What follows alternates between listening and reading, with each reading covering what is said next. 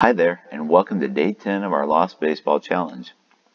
Today we're going to look at a player who retired early. Now, in football, you often see, or at least occasionally see, players who just hang them up because, they're starting to feel the aches and pains of the game, even though they still got seemingly a lot left in the tank. A couple of guys who come to mind for me are Jim Brown and Barry Sanders. Don't tend to see that a lot in baseball. The guys hang on a little longer, their bodies hold up a little better. But every once in a while you do see a guy who will retire early, and not necessarily for obvious physical reasons or for performance declines even necessarily. One guy who I remember quite clearly retiring in this kind of fashion is Ryne Sandberg of the Chicago Cubs.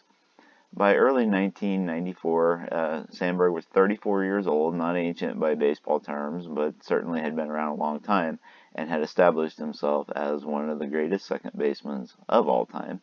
And he was also a Cubs legend. He had won an MVP award when the Cubs won their first division title in 1984, and he also led the National League with home runs with 40 in 1990. That was something second baseman didn't really do, although he's listed here as a third baseman on his Topps rookie card, his 1983 Topps rookie card.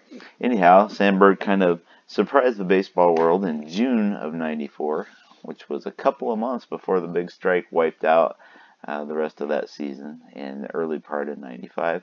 Anyway, he surprised the baseball world by announcing his retirement. As it turns out, as we've learned in years since, there were some personal issues going on in Sandberg's life that he wanted to tend to, having trouble staying focused on the game and all that.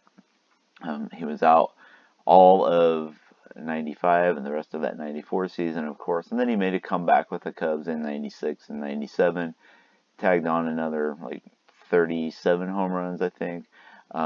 And by that time he was 3 years old, or 37 or so it was a more appropriate or expected time for him to retire, and he did so and waltzed into the Hall of Fame not too long after.